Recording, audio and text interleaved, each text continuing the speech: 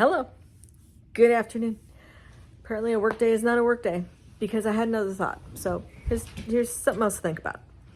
This is something that we often get misconstrued as being the same thing, two different words that are in fact not similes. So that is the difference between perception and perspective. And I reflect and realize that I often make that mistake. I use it properly, and then in some cases, I use it improperly. Understanding the key difference between perception and perspective is what we have to do to be able to be aware, be self-aware for ourselves, be self-aware, but also in how we can shift into being able to come together in order to, as a unit, as the American people, to push back against, come together in resistance to push back against what is going on. Okay? So, I'm going to arrest you. Oh, no, can't do that. He's an adult, but he doesn't want to be in the video. So, here's what this is. And YouTube short reminded me of the difference. So, perception, we all are in our own perception. This is what we grow up as. It is individual to us in our experience of the world, and from which this is where all our reactivity and response to the world around us comes from, our own perspective. These are your own unique experiences through and informing our perspective, okay? That is what changes and grows as we change and grow. How we can get to a point where we can change our perception is by becoming more perspective. That is where you step outside of yourself, step aside from your perception of things, and put yourself in the seat or the shoes of the other person and what their perception is. It is walking a mile essentially in somebody else's shoes. It is an act of empathy and consideration and compassion.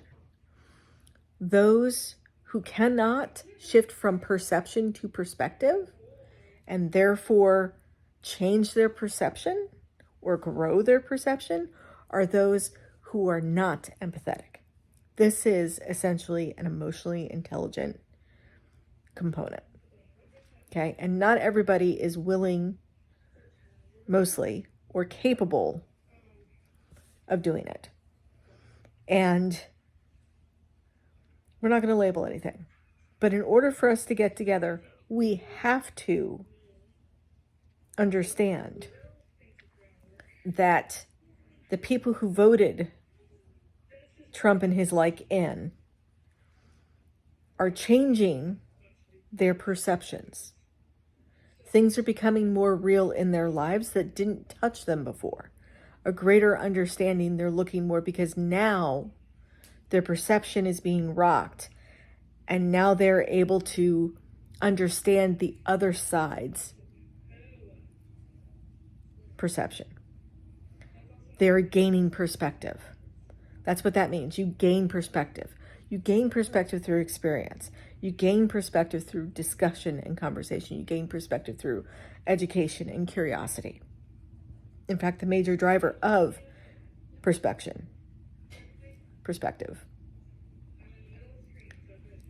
is curiosity.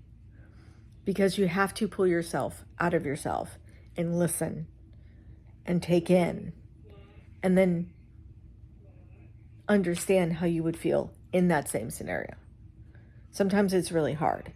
Sometimes it's super easy. And it's not about, being detailed on what you would do and how you would say things. No, it's about, do I understand the emotional gut kick this is? That's it. Why is this important? Because we're going to have to fucking stand together. This is no longer about Republicans and Democrats. This is about a group of people